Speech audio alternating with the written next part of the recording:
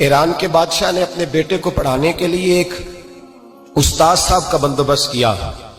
استاد صاحب کو کہا کہ میرے بچے کو دین پڑھائیے، میں چاہتا ہوں کل اس نے عنان حکومت کو سنبھالنا ہے تو یہ دین سے آگاہ ہو جائے، اس کو کچھ سکھائیے، پڑھائیے۔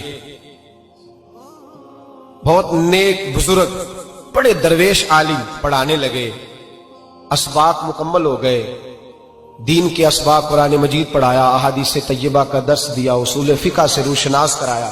جب بچے نے مکمل تعلیم حاصل کر لی اور آمین ہو گئی، دستار ہو گئی، فارغ ہو گئے، تو پھر ایک دن استاد صاحب نے کہا بیٹے کل تم نے ضرور آنا ہے، کچھ بات کرنی ہے۔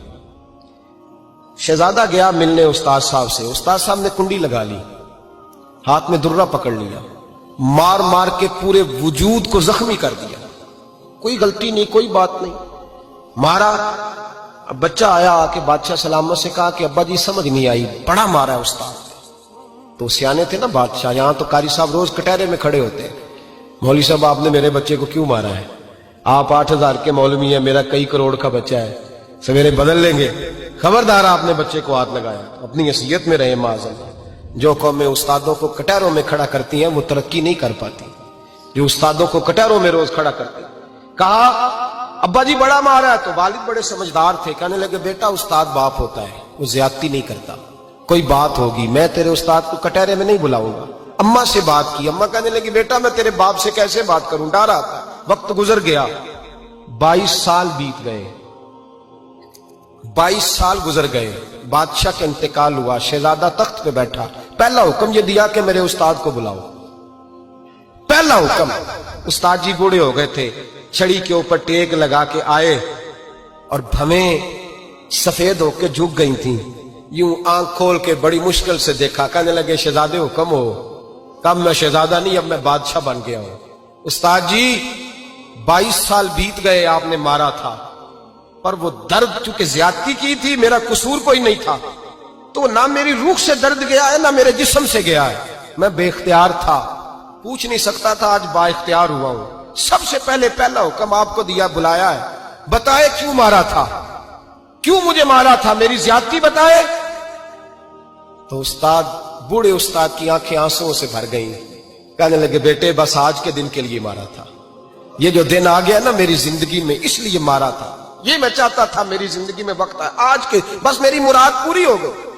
کہا صاحب کس لیے، مجھے بھی سمجھائیں۔ آپ فرمانے لگے کتنی دیر ہو گئی تجھے مار کھائے ہوئے، کتنا زمانہ بیت گیا؟ کہنے لگا 22 سال۔ فرمایا زخم بھولے تو نہیں، درد ختم تو نہیں ہوئی، تمہیں بات 1 منٹ کے لیے بھی تمہارے حافظے سے محو تو نہیں ہوئی؟ کہ استاد جی روز رات کو یاد آتی، روز خیال آتا تھا۔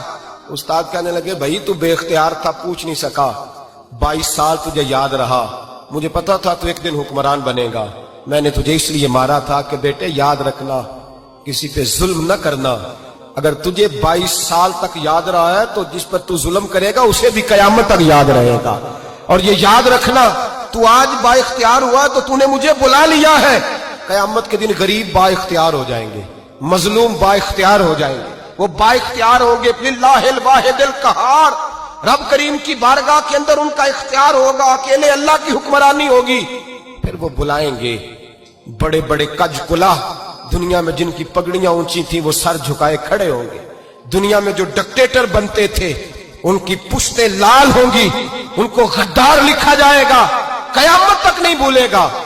ظلم کرنا تو سوچ سمجھ کے کرنا، اتنا کرنا جتنا تم سہ سکتے ہو، اتنی زیادتی کرنا جتنی قیامت میں تم برداشت کر سکتے ہو۔ میرے نبی کریم صلی اللہ علیہ وسلم نے فرمایا ظلم سے بچو، یہ قیامت کے اندھیروں میں سے ایک اندھیرا ہوگا، زندگی میں زیادتی نہ کریں، اگر تھوڑی دیر کے لیے کوئی چیز برداشت کر جائیں گے تو وہ فائدہ دے جائے گی، کچھ دیر کے لیے اگر سہ جائیں گے تو نفع مل جائے گا، سہنے کی کوشش کریں لیکن زیادتی نہ